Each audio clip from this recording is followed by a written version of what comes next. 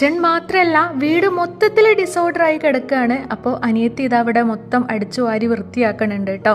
ഇവിടെ വീട് മൊത്തത്തിൽ ക്ലീൻ ചെയ്തിട്ട് നമ്മൾ പോയതാണ്. ഞാനും ഉപ്പച്ചിയും അനിയത്തിയും കൂടെ കൂടിയിട്ട് ഒരു ദിവസം വന്നിട്ട് മൊത്തത്തിൽ വീടിനെ കുളിപ്പിക്കുക എന്നൊക്കെ പറയില്ലേ, അങ്ങനെ ഊസൊക്കെ ഇട്ട് വെള്ളമൊക്കെ അടിച്ച് നല്ല സുന്ദര കുട്ടപ്പനാക്കി പോയതായിരുന്നു വീടിനെ.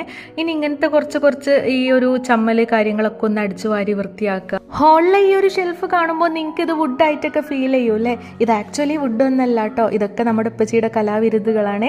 ആളിത് മൊത്തത്തിൽ ഒന്ന് സെറ്റ് ചെയ്ത് എടുത്തിട്ടുണ്ട്, പോളിഷൊക്കെ ചെയ്ത് കറക്റ്റ് വുഡായിട്ട് തോന്നുന്ന ആ ഒരു കോലത്തിൽ അങ്ങ് ആക്കി എടുത്തിട്ടുണ്ട്. ഇത് ജസ്റ്റ് ഷോക്ക് ആയതുകൊണ്ട് തന്നെ നമ്മൾ കുറച്ച് ഫ്ലവേഴ്സ് കാര്യങ്ങളൊക്കെ വെച്ച് അങ്ങ് അറേഞ്ച് ചെയ്യണുണ്ട് കേട്ടോ. ഈ ഫ്ലവേഴ്സൊക്കെ നമ്മൾ മീഷോന്ന് ഓർഡർ ചെയ്തിട്ടുള്ളതാണ്. ഇൻഷാല്ലാ അതിൻ്റെ വീഡിയോസൊക്കെ ഞാൻ പെട്ടെന്ന് തന്നെ അപ്ലോഡ് ചെയ്യണതായിരിക്കും.